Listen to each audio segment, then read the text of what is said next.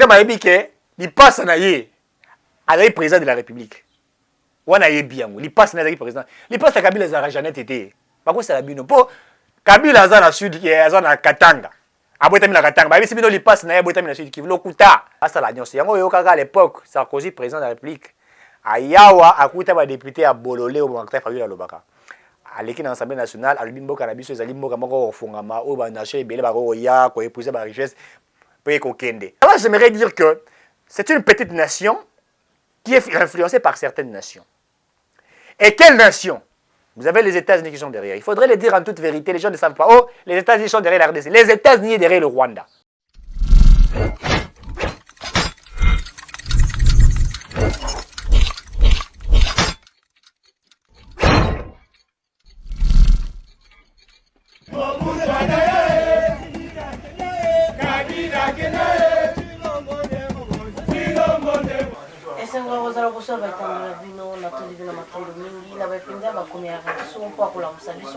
kopesa biso bakasi ya kokoba kosala kosalela moko to kolobela na tondi bino penza na kati ya bato wana raja kula ifa kisombe papi keli ba basalaka penza po ete tozalaka na kolamuka ere nyonso pa kolamusa mpe bayimboka na bandi ya ebele uti koleka mpe ezokoma na kosalama esengo makasi ya komona bamapinga na biso mpe na makasi nyonso mpe baza na détermination ya kosala to ya kobundela ekolo tokobeta mpenza masolo mingi oyo ezotala mboka mingimingi oyo ezosala bokengi soki insécurité eza te tokoluka ndenge nini ya koganga lokola lelo oyo congolais nyonso asangani moyimboka nyonso atelemi mpona makambo ya kongo mpona kotombola kongo elongo na Antoine Tshombo Tshisekedi oyo atiaki moto na ye alobi ete kimia soki ekoti na kongo nde ye pa apemi to kimia soki ekoti na este nde ye pa apemi enyango wana ekosala ete toloba makambo mwa mingi mpo ete tomeka kotombola mpe kosimba mpe bandeko na biso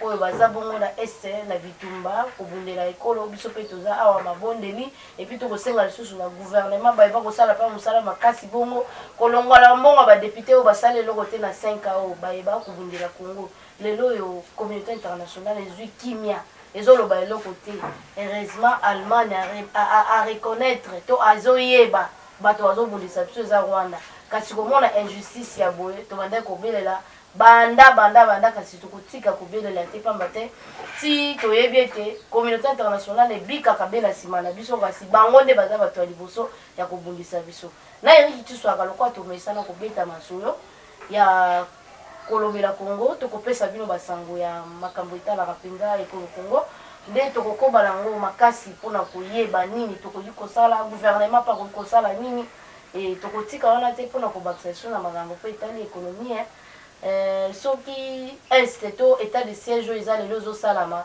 mpo mbongo ezokende kuna ebele batie misolo ebele misolo ezalaka mpona kofuta bango te misolo ezalaka mpona mpe transport mpona carburant mpona mituko eza kuna epuis misolo na bisalelo bakosalela ezosenga mbongo kasi soki ekonomi yango mpe eza vraimen kaka trop faible ndenge eza ti lelo oyo gouvernement mobima fandi atikeli kaka fardc actualité bango basalaka lisusu eloko te mwana mboka erituswaka topesi yo mbote mpe toyame malamu mbote ndeko Ange mbote na bato baza kolanda biso mwana mboka kimia ya communauté internationale allemagne atelemi na mongongo makasi alobi ete rwanda nde ezobundisa kongo mais nations unies efandi kimia ezokoka koloba na rwanda te nayebi te mwa maloba na yo nation des ennemis wana nation des ennemis oui nation des ennemis nations unies bazali bato bazala hypocrite faudrait le dire nako se rappeler bazalaki je crois que le secrétaire général il y a Nations Unies qui une fois reçue par oui je crois elle était reçue par président il y a Russie on a s'appelé qui le président a reçu à ça pour rappeler les Nations Unies d'engue bango ba créé parce que la Russie fait partie même des pays qui ont créé ces Nations Unies un pays créateur des Nations Unies et puis a rappelé même Nations Unies par principe de base il y a création des Nations Unies bazara wana pona ko stabiliser ko kimia quand il y a des conflits qui existent aussi pona ko ya ko interdire ba conflit to ko luka consensus peu enfin que ba nation et vivre na ndenge sengeli mais ndeko Ange na lobaka toujours mboka na biso na position géographique na notre position stratégique nango et ça bato mosusu moi passe mingi na motema regardons la RDC avec des immenses ressources naturelles tozara nango tozara na orte Toi, on a pétrole, toi, on a cuivre. Tous les matières, nous sommes jamais aux monde. Ah, ils ont na Congo. Et puis, toi, quand ils ont la richesse, ils ont na Est. Qui est na Congo central. Au coup, la richesse, même na Est, ils ont raté. Na Congo central, na Bissoa. Ok, na Nord, ou Bangui, puis na Sud, ou Bangui. Vous allez trouver. Même au Bandundu ici, les gens pensent que na Bandundu l'eau est zate. Allez-y, vous verrez. J'ai fait des investigations. Même au Bandundu, il y a des minéraux qui sont là-bas. Rares. Où est-ce qu'on s'est retrouvé? En fait, Congo et Zambo, Kamoro et Nzambe, à Tonga, on a Souka. Vous voyez qu'on a Souka Ndeni. Bongo. C'est-à-dire que Nzamba asali mokiliti, asali kabuli ti tango article na suka a réfléchi na Congo. Mboka on a ochangu apte. Na chona katikati puisque la RDC est au centre d'Afrique et l'Afrique na position nango, ils sont en centre et monde. Vous allez voir l'Europe, l'Amérique, so tali même na structuration nango, vous allez trouver comment ça est. Et Nzamba tali ba richesse nyo c'est tikalaki.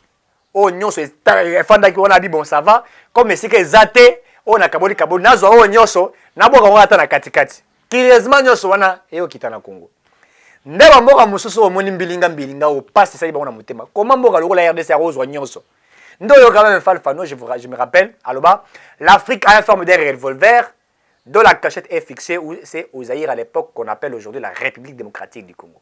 C'est un pays tellement riche. On va kotika biso te na kimia ndeko ba kotika te. Awa au-delà de guerre ba minerie, guerre pe ama eza koya. Sahel là, so tangi Sahel pe azana ba problème mai. Bazoya ko linga ba épouser mai na Congo. Biso toni maya, fleuve Congo mai be ebele, mais au moins na Kinsuka, to na Selembao, na Bumbu, na Ngirngiri, pasa mai, mai eza ebele. Et telengani ya ko telengana. Mama sokoli bilamba azuma ya boke na balabala. Mwa musu ba ko luka mai wana. O ba ya savon wana ba rafina ngo ko matama ya komela. C'est-à-dire que notre pays a tellement des immenses des ressources incroyables, des potentiels moraux et belés. Ce n'est pas ina biso. Moni Congo, ezaka te ba ina ba Congolais te. Ba ina de biso, en fait ba ina mboka na biso pour les richesses que nous avons. Pas sur ça comme on a ba France, ba États-Unis, ba Ukraine, ba Russie, tous ces pays-là. Balingaka mboka ote. Bango balingaka voilà balingaka mboka ote balingaka pe biso te. Bango posa ba ezandeni. Eza ba zo mboka na biso en otage. Basta la nyonso yango yo kaka à l'époque Sarkozy président de la République ayawa akuta ba député à Bololé au Martin Fayulu Lobaka aleki na Assemblée nationale alobi mboka na biso ezali mboka moko ofungama o ba nation ebele ba ko ya ko épouser ba richesse pe ko kende ba député ba beti mboka oh alors que il avait insulté les Congolais en face de tous les députés nationaux. Comment vous pouvez dire que notre pays est un pays accès à tout le monde, certains peuvent venir prendre des richesses et partir. Alors que nous avons des lois, nous sommes régis par des lois. Et dans le principe même du relation internationale, on vous parlerait de la souveraineté des États. Toutes les nations doivent respecter les États indépendants, puisque les États sont régis par leurs lois, des principes de leur pays. Comme la Bible les a rappelé,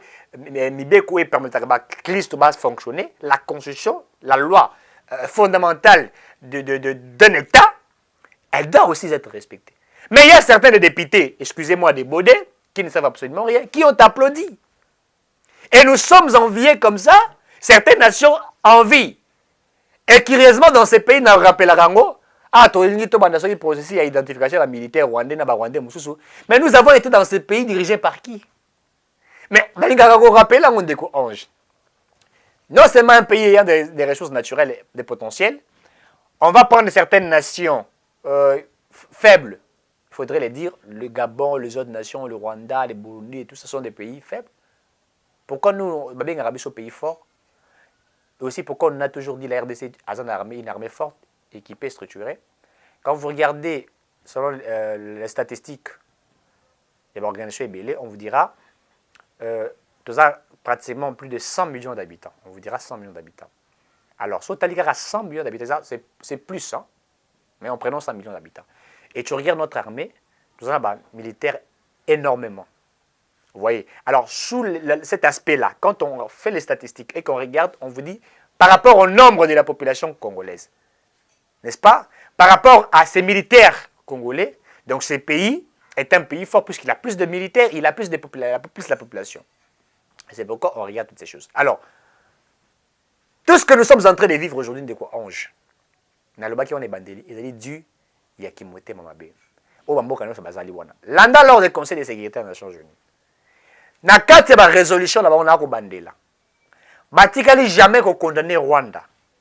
Bon, en réalité, le Rwanda, ce n'est pas le Rwanda qui combat la RDC. Non, le Rwanda, c'est un petit pays qui va influencé en haut par certaines nations. Baole kananzela ya Rwanda. Obi Rwanda ndeko nangai. So tozuka Kisasa mobimoto kiti na Rwanda esili Rwanda ekufi. Pour population quinoise, ils en ont ébélé koleka mboka mobimba la Rwanda. À Kinshasa, nous sommes, si je ne me trompe pas, plus de 15 millions d'habitants. Je dis bien plus de 15 millions d'habitants dans la ville province de Kinshasa. Au Nord Kivu, nous sommes plus de 10 millions d'habitants. Quand la carte d'élection salamité na Beni Kara parti à Pama, Beni élection salamité. Mais on a vu fou là-bas tout. En 2018. Nous sommes tellement peuplés. Peuplés au Saranaté. Donc pour la aussi Sabitumba, tu as parti avec l'Inseigne, tu as Rwanda, wana to bomaka ba mibali nyosa ba Rwanda, ba tikeli biso ka basi na bango, to tie bango mupanzi. Pour bango baza ba innocent, mibali ba sa la biso guerre. Voyez-vous. Donc par là, j'aimerais dire que c'est une petite nation qui est influencée par certaines nations. Et quelle nation? Vous avez les États-Unis qui sont derrière. Il faudrait le dire en toute vérité, les gens ne savent pas. Oh, les États-Unis sont derrière la RDC. Les États-Unis sont derrière le Rwanda. Qu'on ne vous trompe pas. Si aujourd'hui le Rwanda est devenu fort économiquement, les États-Unis font partie. La Grande-Bretagne fait partie. D'ailleurs, la Grande-Bretagne a signé un contrat avec le Rwanda. Paul Kagame va en Grande-Bretagne signer le contrat avec la Grande-Bretagne pour demander à tous les immigrés de la Grande-Bretagne d'aller vivre à Kigali. Ils vont aller vivre où? Alors que le Rwanda est un petit pays. Quand Kagame signe un contrat avec le Rwanda, et pardon, avec la Grande-Bretagne, oh, bah, immigrés nyonso, aux la français, aux la zambien, au quota sans papier na Grande-Bretagne, bah, zoabino bati na bino na Rwanda. Pour ma fond de la côté nini. Pour Rwanda, ça n'a 6 communes à Pamba. 6 sikaka Pamba. Bukavu Pamba, je crois Bukavu, vous avez. Et pas Nabiso? Ah, on va pas Nabiso. Mais, alors, qui m'a pour nani, pour y éviter, Paul Kagame a évité, il passe na yé. Avec président de la République. On a eu bien, il passe avec président. Il passe à Kabila Zara Janet été. Par contre, c'est la bino. Pour Kabila Zara Sud qui est à Katanga. À Botamina Katanga. Bah, si il passe à Botamina Sud qui veut l'Okuta. Janet Kabila Zara jamais il passe à Kabila. Il passe à Kabila Zara Paul Kagame. Ah, voilà ce que bon c'est malam. Azara maman leki na ye. Mais ce qu'il passe Janet Azara maman leki na ye. On est solo, on est la vérité. Bon tu na Ibrahim Kabila. Ce que il passe à Kabila, il passe na ye même père même mère Paul Kagame. Et on est ce qu'il passe. Ce que bah ça la cop. Comprendre? Tango muza kufi et que ba Rwanda ba raté ba bloko soki ya ndenge nini, ba ça la cop ba bon ça va. Kabila, Yozali Ndeko, il y a Paul Kagame, Yozwa Congo. So Kagame atika na Rwanda. Parce que yo, musala nous ko permettre biso, pour la Rwanda des animaux cannabis, il y a des pères et des mères, yo, minéraux et tout ça, tout ça na Kigali. C'est ça la vérité qui ne sait pas. Et ça logique, bah ça là. Bah ça là bongo pendant un certain temps.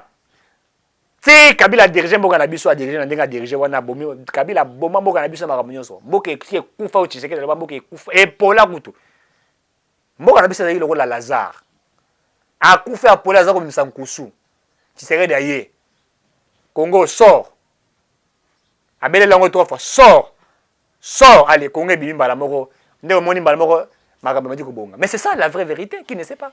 Ndeko tonga itozela est-ce que tout beaucoup d'années ya bintu kenta na mukambi ya Russie Poutine. Ouais. Beaucoup d'années to peut kozela pe moi maïlo moko to eloko nini éviter. Bon, oui.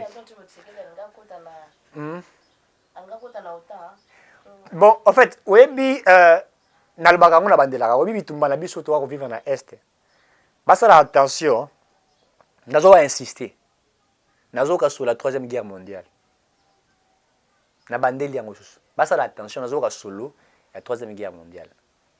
Et dans la nation en Afrique où il se rallier la Russie, notamment si je ne me trompe pas le Nigeria, le Soudan, je crois les Mali aussi. Mali, Soudan, même Babintu wana bango nyonso mucho otanga wana. Bayebi que ceux qui va sali attention té 3e guerre mondiale ko botama na Congo. Pour la nation a été citée, Mali, peut-être Afrique du Sud, si je ne me trompe pas, et d'autres nations.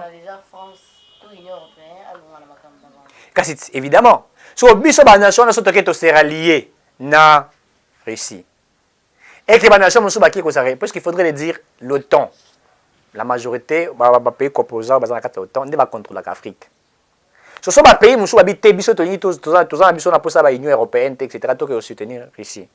Biso na Congo to ko alimenter Russie ça la guerre de makaso e bien ngo. Pour ba richesse to za nango awa. O ba okara Satan un seul Satan dit. Ba nucléaire wana. Ba élément chimique na wezabi. Eza la Congo. Depuis ce que ba peine za wana to pesa ba élément chimique ba to tindi la Congo Russie. To pesa yango ata ofele. To soutenir. Et ouais c'est la nation musona ba hôtel. Alors ça va provoquer, ça va susciter une certaine guerre, influence. Voyez-vous? Donc, que Bintou comprenne réellement que nous ne sommes pas d'accord na Oizako Salima. Oizako Salima, il a dit pour na Kombomo ba Congolais. Bah ça l'attention. Mais je suis au coup filming dans le barayango ndeko ange. Combien de fois ba bomba bandeko na biso na est de la République? Est-ce que ba ko comprendre que toza na posa ya kimia? Kimia peut permettre mboka na biso za développer. Kimia peut permettre que l'économie mboka etambola. Soki kimia ezali te moyen mokonza sa makambo ya malonga kozala te. Et puis na bato musu ba kozela élection. Élection ça bien. Écoutez rappel mbongo mais bisanga na guerre to sa élection de. Mbongo ngo yopesa ta ba mampingo bo sa musala e passe na zamba. Ngala kanisa kitu ngina tamba. Ngala kanisa kitu tamba député wa rôle baté sous état de séjour ba salaire na biso so stopper momentanément aux mbongo wana. Pour la micronomie ne sato ba mais te bazwa ta ba 500. Nana nga ko député wana safu. Safu penza te mi ba big mbongo na bo pesa. Te deli c'est ça na nzimité. Deli c'est ça. Deli c'est ça na nzimité. Il y a ça la makamoko so la amukwana wala laki bien wana la muka le sema bien. So la ma bien. Martin Fayulu mbonga députation nationale esunga futa na Faden House. Ba tax ba impôt pour azaka na ba nyungu ba rappeler ba kanga pe nene et puis Faden House on les a rappelé ayete za Samuel Lecto. Siko ba tiaka ya za la gérant. Siko ta Samuel Lecto yo sala audit. Ata la bo mbongo ezate mais siko Martin Fayulu mbonga ki o tembo nyonso ndeko na mwasi mtata aussi ça asisa mona nini o ndeko na mwasi yeni mwasisa ki yango asombela nga bilamba nyonso ela lataka pembe pona sala bako asiko to sala ndenge ni bo problème ezate lokana na député national na se jaraté na zwaka mbongo wana na ofuta OK so tanga yokaki na assemblée nationale mbosa lobi bato ba se jaraté to kata ba mbongo na 4h30 Martin Fayulu na assemblée nationale aya signé donc mbongo wana ndezo ko permettre ya afuta ba hôtesse et tout ça. Donc il n'a pas de moyens pour alimenter le fait nos FRDC. Mais moi j'aimerais simplement souhaiter à ce que député national, même ministre, dans un moment où le peuple va se sensibiliser pour contribuer, c'est qu'il demande. Je crois que mais le peuple qui est si pauvre, à Ochani, c'est vrai, $1 on peut mettre tous, on peut le faire, on n'a pas de moyens, on peut le faire. Mais Bango, pas un exemplaire. Moi, j'aimerais voir des pétats $15 000 en APC. Ici, j'applaudis un Congolais, joueur congolais. J'ai perdu son nom, ça pourrait venir en esprit. Je crois que Batoua, qu'on l'a vu sur Bayebiango. Azimbongo, a tenu de FRDC. Asombina Bilora Rolia. Asombina Maï, un joueur congolais, un sportif. Que j'ai perdu le nom, ça viendrait peut-être après plus tard. Batoua, qu'on l'a vu Bayebiango. Beaucoup de internet, beaucoup de monde. Aziango, la makokine moké, a pessi militaire. Pendant ces temps, j'entendais Gobila, Aza Gobina, béton de Yangon. Mbongo a sangi saki bato na stade de Marti pour refongola ACP. A quoi peut Zambongo on a payé après c'est plus militaire. La ville de Kinshasa a mobilisé moi après ça militaire.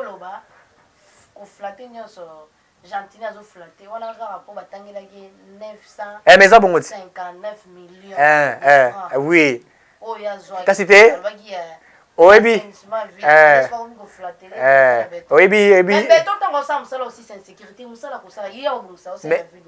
Oebi, tant Arabana, tout tangara texte le corbeau et les renards. Mettre corbeau sur un arbre perché, tenir son bain fromage. Oebi en route. Aux hommes on a été. Il y a pas la timanette, béton. Lokuta. Azombongo ana ibakiwan. Alba ville qui de sa mobilisation bon béton pèse militaire. Non, vous ne pouvez pas flatter les présidents alors que vous avez détourné l'argent de l'État. Vous ne pouvez pas le faire. L'argent du Congo détourné. Et vous êtes en train de chanter béton. Tu sais qu'il ne peut pas favoriser n'importe quoi. Et lui-même avait dit aux Andekunanga, Toliana, tout ça, Boloko. na kozana conférence ya Jules Lingeti na kosenga na Lingeti ba auditer la vie province de Kinshasa et puis le makambo wana toyoki il faut bato ba répondre yo ko créer parti politique noté na mbongo ba kinois non non on peut pas favoriser de l'impunité de l'immoralité non la ville comment la ville elle est aujourd'hui gérée la ville est sale qui ne sait pas la ville est ingouvernée Koulou les a partis partout na c'est le mbao Koulou les a chaque jour kene côté ya armée courant côté nyonso wana kota wana ti côté ya Maduvangu soki Maduvangu benga Maduvangu so Maduvangu matazela ya route wala benga ngo soki nini oyo benga so nini na bosa ni komba route wana benga so nini wana oye bimeti côté ya courant o ba uchi kotonga esika pa elenge sa voilà nzela elenge sa wana Koulou neza wana matin midi soir police ko ema akoma ko Koulou akoma ba petit na ye côté yo solo Koulou nezali insécurité ezali Koulou ezali qui ne sait pas mais kobilaza omona ngote kene na bumbu etali ye azali mokonzi te mama azali mokonzi ya ville province ya Kinshasa ava botanga commissaire soki général soki provincial à la police soki nini moto ali boso ezali Gobila azali le roi président ya Kin soki ba policier nyonso wana bazali bambolombolo na ye ye nda kopesa mibeko aza hiérarchique mpo na Kisasa eza ye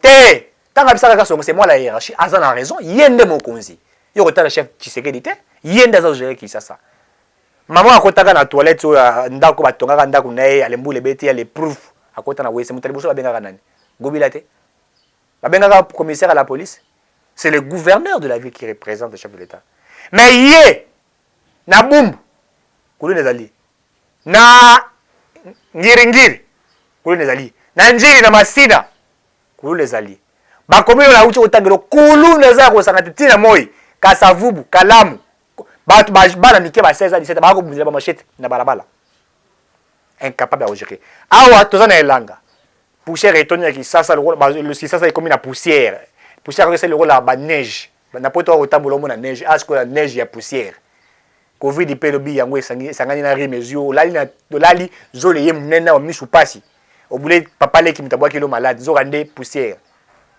bongisa banzela afandi côté ya maison soki ya hôtel de ville wana fulu pembeni nzela alekaka chaque jour mabulu 03 za kosi tela ko continuer nzela oyo ya route universitaire tala mabulu et salami construisez rien du tout ce que vous avez dit azumbongo asali pas pour créer parti politique c'est combien pour agrément d'un parti politique je maîtrise ce que je dis il faut avoir plus de 16 000 $ pour créer un parti politique et Gobila déjà des sièges partout et les sièges à Louaka siège moko c'est pas moins de 500 $. Ou azana ngona limité wana c'est plus de 1 000 $ qui doit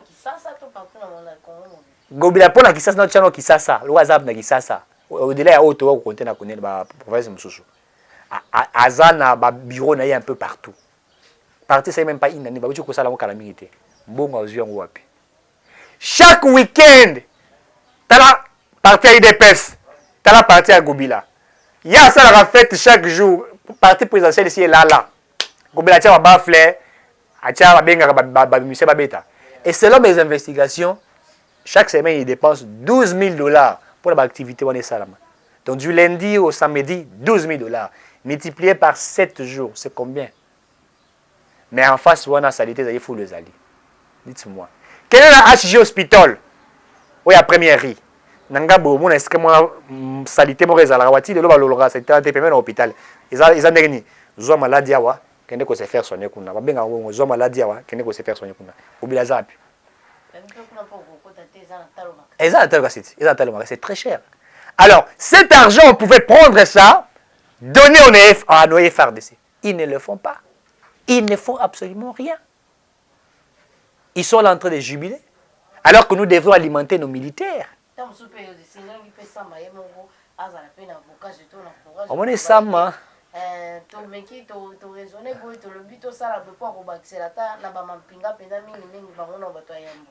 Kula ngongo oyo bango nde bakobundela mboka na kati ya maboko ya mokili mobimba o bitumba oyebi Sama na wakaka pasi po ndi tozala ministre lokola Sama Azara a chance pour Azana ba ministre quand même moi bien monsieur va se distinguer.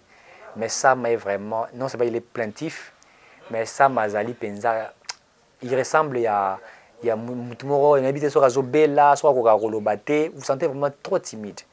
À ce stade tu méritais que ba ministre le rôle Jean-Pierre Liao en toute sincérité. Je l'ai dit en toute sincérité, si on avait des ministres, premiers ministres comme Jean-Pierre Liao, puisqu'il faut le dire à la fonction publique, cet homme travaille à la fonction publique. Et je demande à la population congolaise à quoi accompagner. Jean-Pierre Liao mérite être honoré. C'est un homme d'État. Il n'est pas comme Sama Kondé. Sama Kondé est un plaintif, Sama Kondé est mou. Sama Kondé n'est pas sur terrain. Sama Kondé ressemble à quelqu'un qui a froid, qui a peur. Le pays a besoin d'un ministre dynamique, fort, qui n'a pas besoin de mettre la veste ou la cravate, mais plier ses manches. Être sur terrain, ça me est à Mbujimaï, ça me est à Kananga, ça me est à Okatanga, il est à Goma, il est à Kinshasa. C'est sur le ministre intérieur. On a couteau.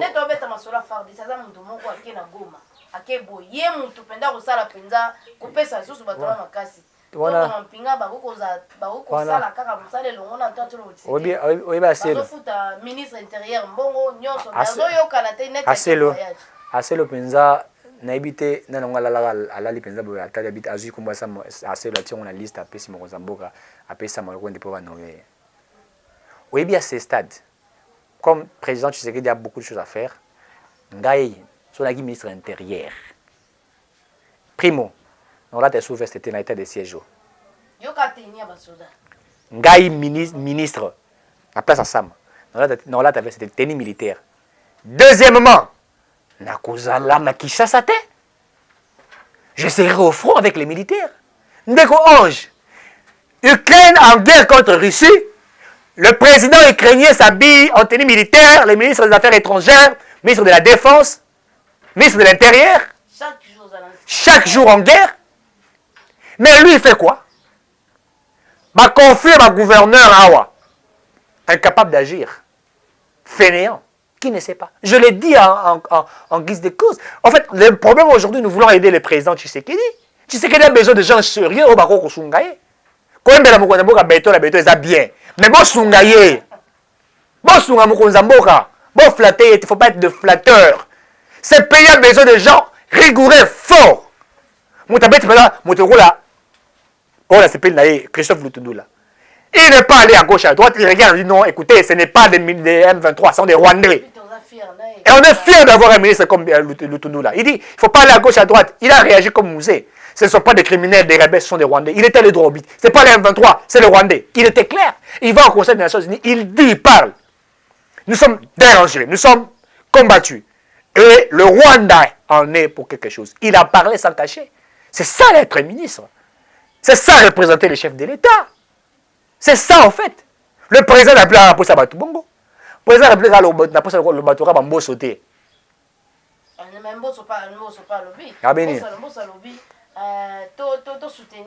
Soutenir nos FARDC et puis identification mais avant tout mandato ennemi na biso baito banana na kati ya gouvernement na ya armée ya biso o bazomundisa biso na kati ndeko alobi osolo wa obinga peso ya yimbosa ba sesusu lelo mususu moni sur l'état de siège nga yimboso na exiger ba député nyonso ba na ba tenue militaire dans l'Assemblée nationale la plénière de la tenue militaire.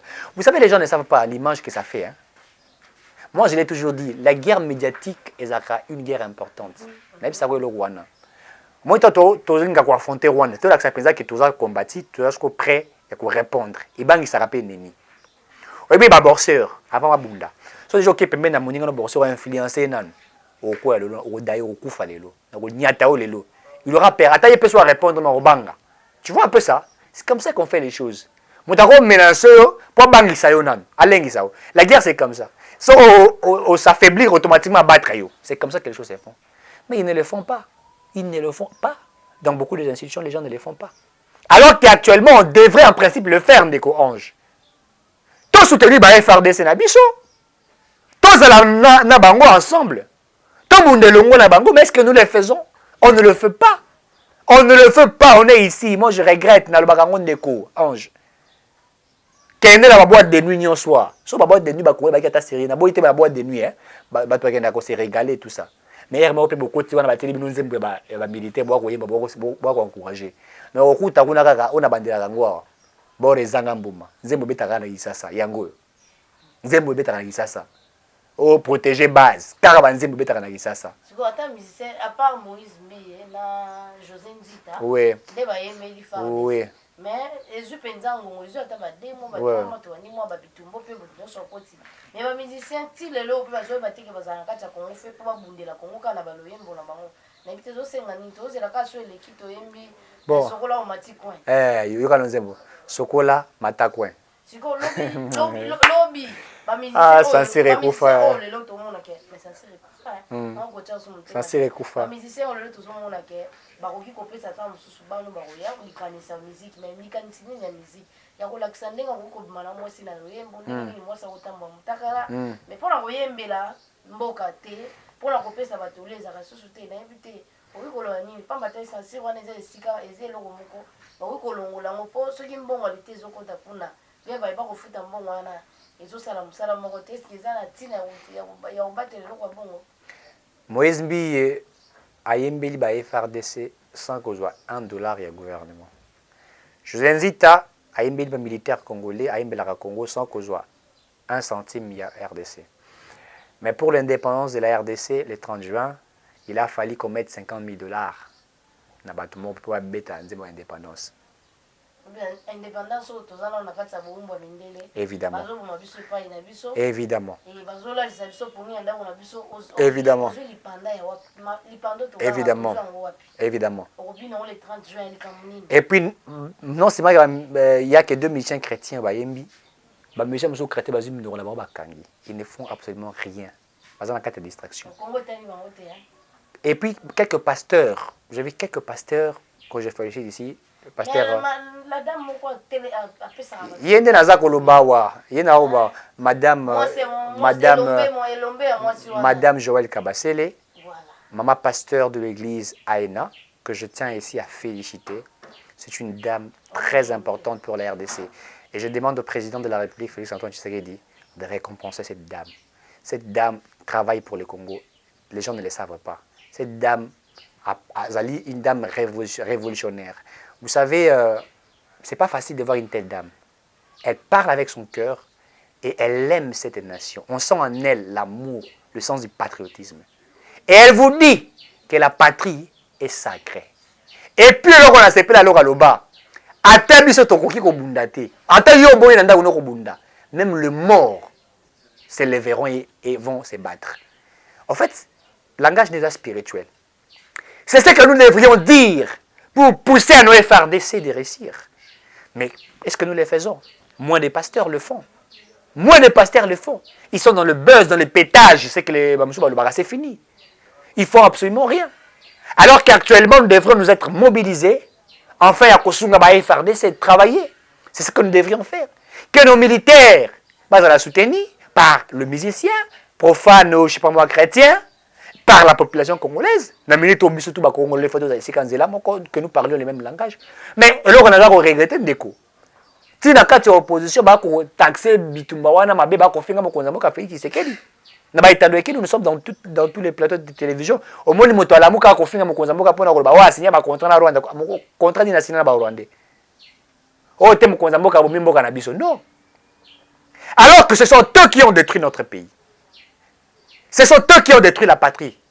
Nous devrions être vrais, Ndeko Ange. Il faut que nous soyons vrais. À ce stade, nous devrions tous soutenir nos FRDC. Congo a un centimètre kendete. Et que kendete bisonde, na loba kango na bandela kango. Kigali, Rwanda, ezali parti na biso photo récupérer. To kota na Kigali, to zui parti wana to bakishu na Congo. Mona esa suma munene. Skoyo to zui yango to bongisa ngo sko bien makasi. Comprendre ngo. To sala ngo bien puis to bongisa ngo na degré moko et puis ça ba tout sentiment. So ba Rwanda nyonso ba ko fait ba gouvernement Rwanda ba ko menacer biso to traquer bango tout. So basi na bango na bana bango to batela bango po ba ko zela biso utile. Mais attention, to pesa ba mabelete. Ndenge to sala na banyamulenge. Les banyamulenge to zwa bango avant 1885, vous vous rappellerez de cette histoire-là. Ba pesa ba nationalité congolaise, mais ils n'ont pas droit de terre puisque la terre elle est sacrée. Voyez-vous. Donc moi je crois Actuellement, il faut une sensibilisation. J'applaudis le M. Médard Kankolongo, président d'un parti qu'on appelle Congo en avant pour ce qu'il a fait. Félicitations à Médard Kankolongo.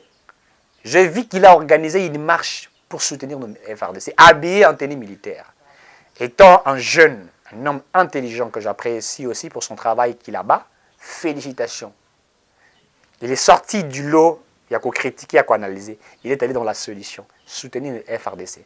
J'ai vu la mobiliser immense la population. Et il fallait que les autres aussi fassent pareil pour soutenir le FRDC. Nous avons ces FRDC, la poste est là, quoi. Oui, Ange. Et puis, soit qui attend le football, vous avez un terrain, vous avez un balle, ceux qui peuple là, c'est malabien, ils soutenir. Ça, la rappelle moi bien. Attends, tout le monde, vous soutenir. Le petit mot, ils ont bien. Tant que tu as au courage, avant que ça l'examen, courage, tu vas réussir, et motiver rapide. Tu vois un peu ça. Nous FRDC, c'est là, et puis, on a un CP là. Pour j'ai vu. Tu sais que ça va batailler, qui est dans l'est de la République, il faut que le bango. Naki c'est ça, les lora. Tu sais que table là, non, c'est là, on est militaire, on est à l'aéroport. L'autre fois, on a vu ça comme militaire, place style na avion, ici, bango, tianga dans l'IPK. Nakende. Dans des bazars, on a lobby, attends la carte à valise, beaucoup de singa, on a beaucoup de singa, on a fait déjà, pour façon, on a quitté dans l'est, na quitté, par exemple, on va ressentir. Donc, on sent le sens, il y a mobilisation, il y a patriotisme. Et c'est ce que nous avons besoin. Il a fallu que nous ayons un président congolais de pères et de mères. Poto Bundabitumba. Et c'est un c'est ça que vous avez un président de pères et de mères. Tant que vous avez la rabino que mon Tchani moi dans vie tabac comme on a. Bah tout ça mon le roi moi libumate. Tchani n'est pas un fou. Tchani est un homme intelligent et il a compris. A comprenant yango a la biso loi ya verrouillage. On a senga ba peuple congolais. Bon s'en approprier. Pour de ko ange mukolo loi ne ko za appliquer. Naïbisa yo, hein? Bah, on est aux Zambiens, aux Juifs, aux Grecs, bah, on a tous accepté. Il y a tout qui est président, bon, déjà, ça président de l'équipe Nabango. Tout qui est ministre des Sports. Ah, Mundele Wanat. Azara Mundele. Oui, bien. Si pour un aoyo, ou comme français, bientôt, Olivier Kamita, comme il a français bien. Alors, anglais, moi, ça approximative na Kabila. Kabila, vous savez, tout ça. Parce qu'il y a YP, ça approximative. O carte ata anglais na yona anglais mo esangana na ba obi anglais wana esangana kinyarwanda. O ebisaka biso ke te biso te ebisaka ba nani yo balingi tena za président na Congo. Bino bolobi nini? To ko sala ka réunion kuna. O ebieti. Do yo yemino ka komone. O te komone zambe o ba kombe ba zambien ba grec woni za mulai. Ah équipe na e eza couleur moko na o na miro za na sima. Na équipe ebi komote. Équipe pango za nini? Za nini équipe pango? Mazembe. Ah, Mazembe, Mazembe.